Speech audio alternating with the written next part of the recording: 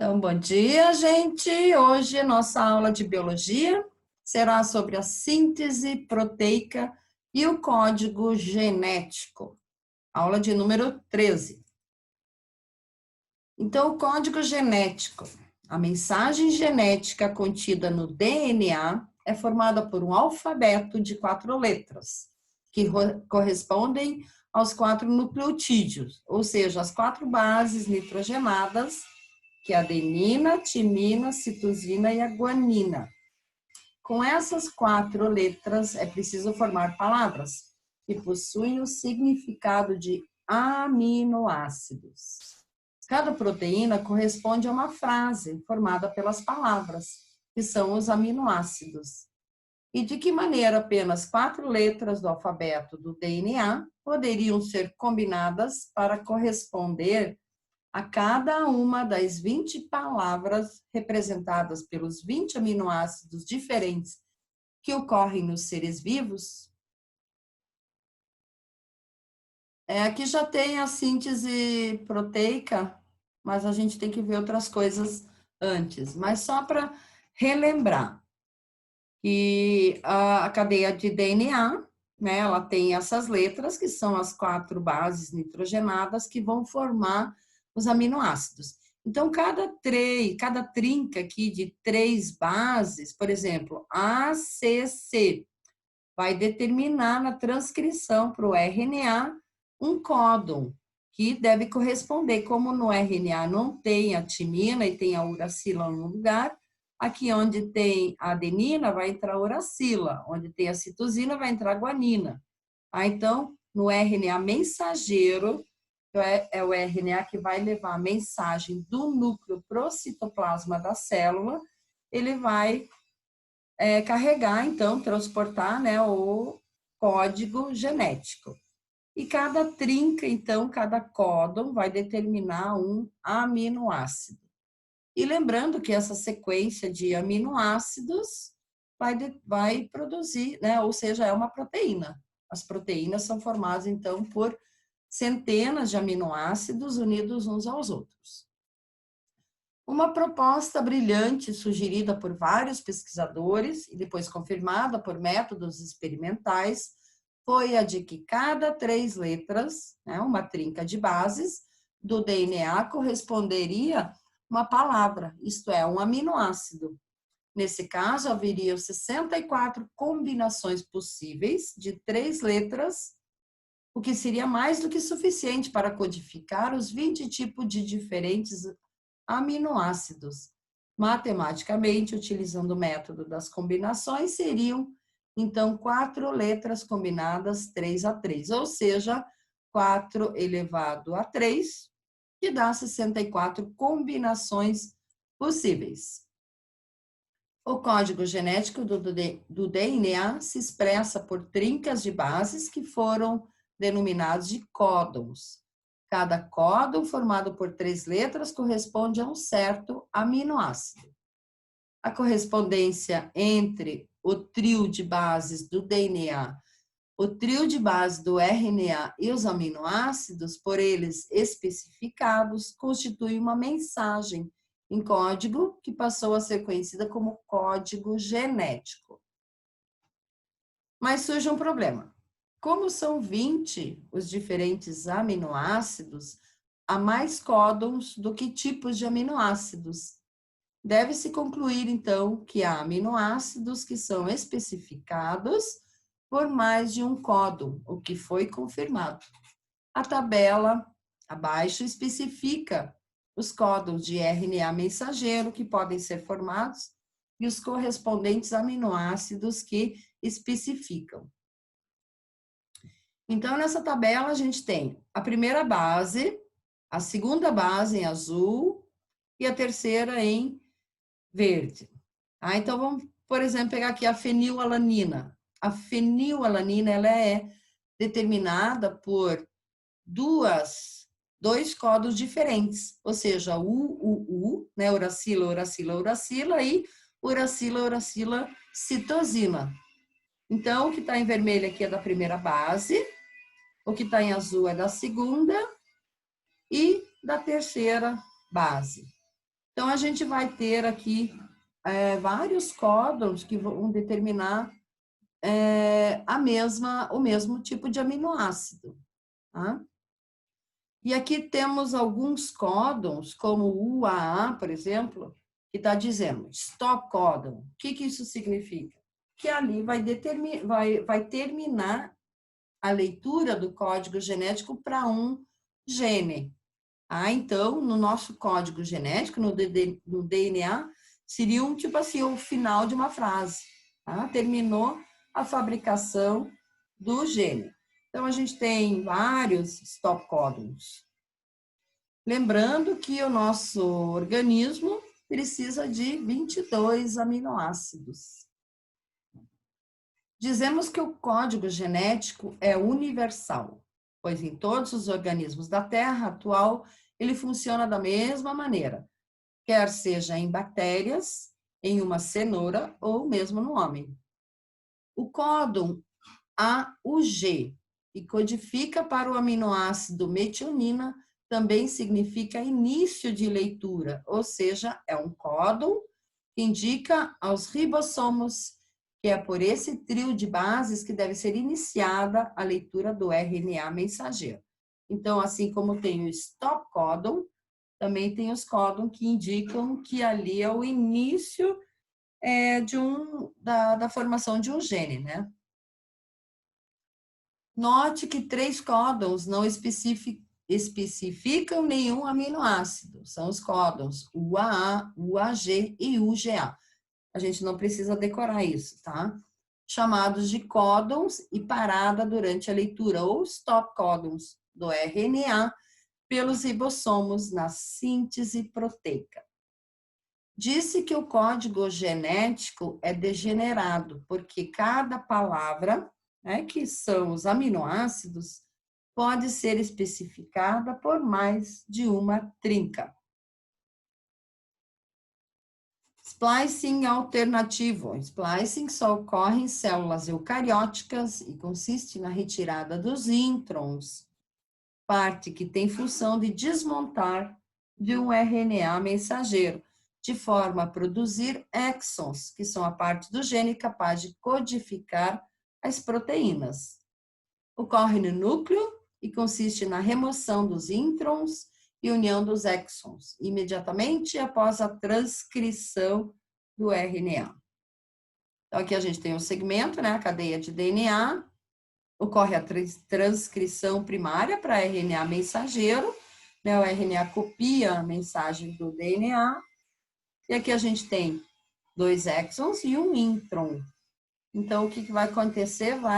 O intron vai sair e vai formar, vai unir os 2 exons no RNA mensageiro maduro. A síntese proteica, quer dizer, a fabricação de uma proteína pelo nosso organismo. Lembrando que isso acontece no citoplasma da célula. Então, a síntese proteica é o mecanismo de produção de proteínas determinado pelo DNA, que acontece em 2 fases chamadas transcrição e tradução.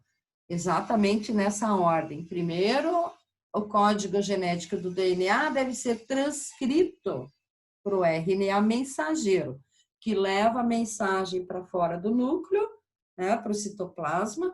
Depois ocorre a tradução desse código em proteínas. O processo acontece no citoplasma das células e envolve ainda o RNA, os ribossomos, enzimas específicas e aminoácidos, que formarão a sequência da proteína a ser formada. Então, novamente, aqui no núcleo da célula, né, em azul claro o citoplasma, a molécula de DNA, ocorre a transcrição para o RNA mensageiro, que leva a mensagem para fora, e depois ocorre a síntese proteica de acordo com o código genético que o RNA mensageiro trouxe lá do núcleo. Em resumo, o DNA é transcrito pelo RNA mensageiro e depois a informação é traduzida pelos ribossomos, que são, na verdade, os compostos RNA ribossômico e moléculas de proteína. e pelo RNA transportador, que transporta os aminoácidos, cuja sequência determinar a proteína a ser formada. Então, a transcrição gênica. Nessa primeira fase, a molécula de DNA se abre e os códigos presentes no gene são transcritos para a molécula de RNA. A enzima polimerase do RNA se liga a uma das extremidades do gene, separando as fitas de DNA e os ribonucleotídeos livres, né, que são adenina, citosina, guanina e uracila. Se emparelham com a fita de DNA que serve de molde. A sequência das bases nitrogenadas do RNA seguem exatamente a sequência de bases do DNA, segundo a seguinte regra. O DNA, ocorre a transcrição para o RNA mensageiro. Aqui a gente tem as 3 trincas, né? Timina, adenina e citosina. Vamos ver o primeiro códon aqui. A primeira trinca. Então, o RNA, ele vai, o RNA vai se ligar, na verdade, a adenina, né, vai se ligar à timina. Como o RNA não tem a timina, vai entrar a uracila no lugar para se ligar com a adenina. E a guanina com a citosina. Então, esse códon representa o aminoácido metionina. E assim por diante.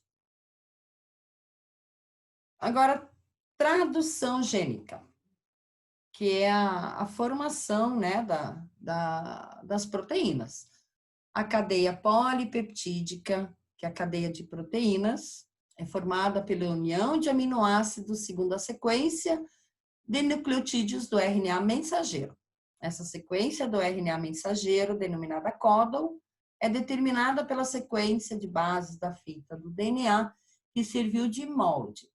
Então, desse modo, a síntese de proteínas é a tradução da informação contida no gene, por isso se chama tradução gênica. Disse do código genético que ele é degenerado, porque muitos dos aminoácidos podem ser codificados pelo mesmo códon, como a serina ser associada aos códons UCU, UCC, UCA e UCG. Há, no entanto, o aminoácido metionina associado a apenas um códon, que é a UG, que sinaliza o início da tradução, e 3 códons de parada, que é o UAA, UAG e UGA, não associados a nenhum aminoácido, que sinalizam, então, o fim da síntese proteica. Formação da cadeia polipeptídica, que são as proteínas. Vou aumentar um pouquinho aqui. Então, assim, isso aqui é o ribossomo. Tá? Ele é formado por 2 subunidades, uma subunidade menor e uma maior. Então, o ribossomo é a associação do ribossomo com umas proteínas. Então, o nosso RNA mensageiro está aqui. Ele se associa ao ribossomo. Ele tem os seus códons que ele trouxe lá do núcleo.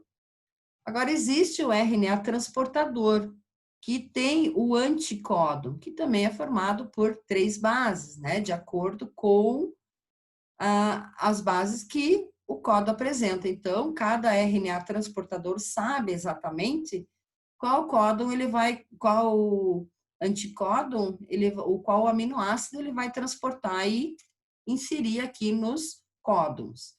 Então, eles vêm trazendo, né, e à medida que os aminoácidos forem se unindo através das ligações peptídicas, né, ele vai sendo liberado aqui, a proteína pode fazer a sua função. Então, o RNA transportador, seu nome já diz, né, ele vai transportar os aminoácidos específicos de acordo com os códons. A síntese da proteína começa com a associação entre o RNA transportador, um ribossomo e o RNA mensageiro. cada RNA transportador transporta um aminoácido cuja sequência de bases, chamada anticódon, corresponde ao códon do RNA mensageiro. Deixa eu voltar aqui, por exemplo, né? Se aqui tiver o códon, vamos supor, adenina, adenina, adenina. O anticódon será uracila, uracila, uracila, sempre obedecendo aquele pareamento. E sempre lembrando também que no RNA não tem timina, tem só uracila. Então, o RNA transportador, trazendo uma metionina, orientado pelo ribossomo, se liga ao RNA mensageiro, onde se encontra o códon AUG correspondente, dando início ao processo. Em seguida, se desliga e outro RNA transportador se liga trazendo outro aminoácido. E assim, sucessivamente, até acabar toda a leitura e a proteína está pronta, né, para cumprir a sua função. Existem algumas mutações gênicas, que são alterações que ocorrem na sequência de bases da molécula de DNA constituinte dos genes, que sofre uma mudança em sua estrutura. As mutações podem ocorrer em células somáticas, que são as células do nosso corpo, ou em células germinativas, que são as células reprodutoras, né? O espermatozoide e o óvulo. Então, se ocorrer uma mutação nessas células que vão produzir o espermatozoide e os óvulos, essa mutação pode ser transmitida aos filhos. Então, nesse último caso, pode ser transmitida ao longo das gerações de pai para filhos. E as mutações somáticas ficam restritas, então, ao indivíduo em que ocorrem e não são transmitidas aos descendentes. As mutações gênicas, ou seja, nos genes, né, são mais pontuais, ou seja, afetam apenas o nucleotídeo e levam a pequenas alterações na sequência ou no número de nucleotídeos. Já as mutações cromossômicas, que daí pode mexer com o número de cromossomos, causando as síndromes, como, por exemplo, síndrome de Down, síndrome de Klinefelter, ou quando falta um cromossomo, a síndrome de Turner, dependendo, né, do cromossomo. Elas são mais graves, podendo alterar a quantidade de cromossomos, sua forma e até mesmo a sua estrutura. Então, por exemplo, DNA normal, né, tem a trinca citosina, timina, timina. O RNA mensageiro vai se ligar a guanina, adenina e adenina. Se ocorrer uma mutação aqui na hora que o DNA, por exemplo, se autoduplicou, né, o RNA mensageiro vai ligar uma uracila no lugar, junto com a adenina aqui, causando, então, vai produzir um aminoácido diferente. Né? Aqui, o GAA, guanina, adenina, adenina, vai corresponder ao aminoácido glutamina. E aqui, o GUA, a valina. Então, a proteína vai ser diferente. As mutações gênicas por adição, perda ou substituição. Adição ou perda, quando a mutação gênica ocorre por adição ou perda de bases. Ela modifica o código genético e define uma nova sequência de bases. Como consequência, essa nova sequência poderá modificar o tipo de aminoácido presente na cadeia proteica, alterando a função da proteína ou mesmo inativando a expressão dessa proteína no indivíduo, ou seja, a expressão fenotípica. Por exemplo, quando a deleção, ou seja, a perda de segmentos do gene, alguns tipos de câncer podem se manifestar. Como resultado, as células começam a crescer e se dividir de modo não controlado, dando origem ao tumor. né? Então, a mitose acelerada, ela provoca os tumores, né? Que são os cânceres. A substituição, a mutação gênica por substituição, acontece pela troca de uma base nitrogenada purina, que é adenina e guanina, por outra purina, ou uma pirimidina, que é a citosina e timina, por outra pirimidina. Por exemplo, molécula defeituosa de hemoglobina, causando anemia falciforme. A hemoglobina, ela se liga às hemácias, né, da nossas células sanguíneas, que transportam oxigênio e gás carbônico. Então, ela fica deformada. A molécula defeituosa de hemoglobina decorre de uma mudança do gene na trinca CTT para CAT. O códon do RNA mensageiro muda de GAA para GUA, que se refere ao aminoácido valina, que causa a doença. Então, aqui a gente tem as nossas células, né, as hemácias, as normais são com essa forma, ela é bicôncava, né, para aumentar a superfície de adesão do oxigênio e do gás carbônico. Então, nessa superfície é que se encontra a hemoglobina. E ela se desenvolve, então, de uma forma, em forma de foice, por isso que o nome da anemia é anemia falciforme. Então, se o organismo, se a hemácia não consegue transportar tanto oxigênio, pode ocorrer, né, a anemia.